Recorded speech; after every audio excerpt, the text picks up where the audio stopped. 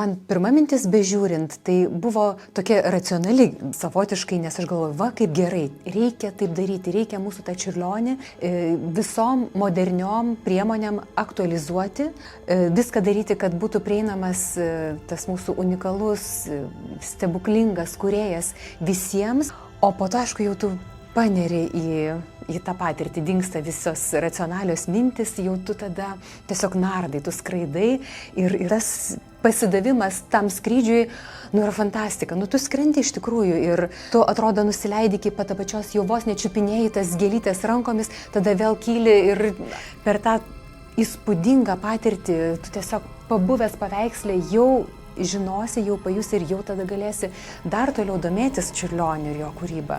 Didžiausias įspūdis man turbūt fiziškai buvo tuomet, kai teko priskristi prie to juodo angelo ir pro jį pranerti, tai mane šiurpas nukrėtė visiškai. Atrodo, supranti viską, bet fizinė kūno reakcija yra, tai reiškia taip stipru.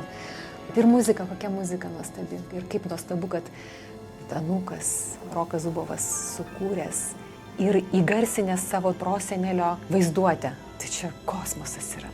Aš niekur kitur neįsivaizduoju, kur galima būtų pamatyti, pajusti va tokį dalyką kaip kad čia. Aš nelabai įsivaizduoju, kaip galima realiai atsidurti ir kūrėjo vaizduotėje, ir žiūrovo, kuris mato paveikslą smegenyse, nes tai, ką mes čia matom, man atrodo, yra tai, ką mes jaučiame. Tai aš labai norėčiau atsivesti kiekvieną žmogų, kuris nepatenkintas, kuris burba, kad ateitų ir suprastų, ką mūsų šalis turi ir kuo mes galim didžiuotis. Ir pajustų tokį jausmą. Aš labai tikrai rekomenduoju ir netgi manau, kad privaloma visiems, kam tik įmanoma, pasižiūrėti, suvokti, kokį didį menininką mes turim.